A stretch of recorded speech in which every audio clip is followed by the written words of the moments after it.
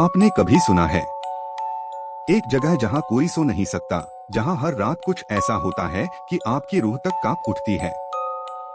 शहर के पुराने किनारे पर एक हवेली थी। लोग उसे कहते थे नींद का महल। जर्जर, टूटी फूटी, लेकिन डरावनी। कहते हैं जो भी वहां रात में रुकता है वो सो नहीं पाता।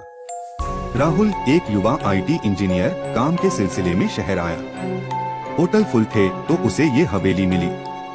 सस्ती, लेकिन रात भर जागने की चेतावनी के साथ। राहुल हंसा, अंधविश्वास, और कमरा ले लिया।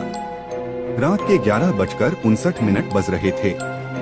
राहुल बिस्तर पर लेटा फोन स्क्रॉल कर रहा था। तभी कमरे में ठंडी हवा चली, जैसे कोई सांस ले रहा हो। दीवार पर साया पड़ा, एक औरत का, लंबे बाल, सफेद साड़ी में। वो मुड़ी और सामने आया उसका चेहरा। आंखें खाली गड्ढे, मुंह फटा हुआ, दांत खून से सने। सो जा, उसने फुसफुसाया। राहुल का दिल तेजी से धड़कने लगा। उसने लाइट ऑन की, कुछ नहीं। भ्रम है, उसने सोचा और लेट गया। लेकिन नींद नहीं आ रही थी।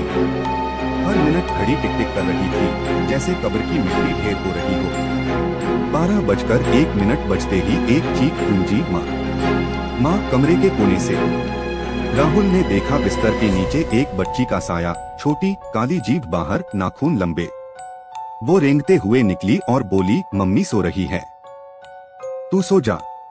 राहुल भागा दरवाजे की ओर, लेकिन ताला जाम था। खिड़की से बाहर देखा, सन्नाटा, लेकिन आकाश में कौवे चीख रहे थे। अंदर बच्ची हंसने लगी, उसकी हंसी दीवारों को हिला रही थी। राहुल ने मोबाइल उठाया, नेटवर्क जीरो। कौन हो तुम, उसने चिल्लाया। बच्ची बोली, हम नींद के रखवाले हैं। जो सोता नहीं उसे हम सुला देते। राहुल ने दीवार पर लिखा देखा, 1890। रानी ने अपने बच्चे को मार डाला क्योंकि वो रोते थे।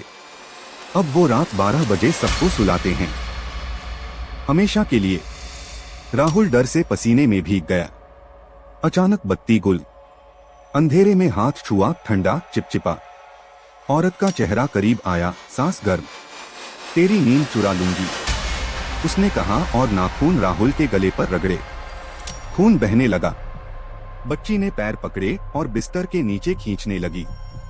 राहुल चीखा, लेकिन आवाज गले में अटक गई। सुबह हवेली के मालिक ने दरवाजा खोला।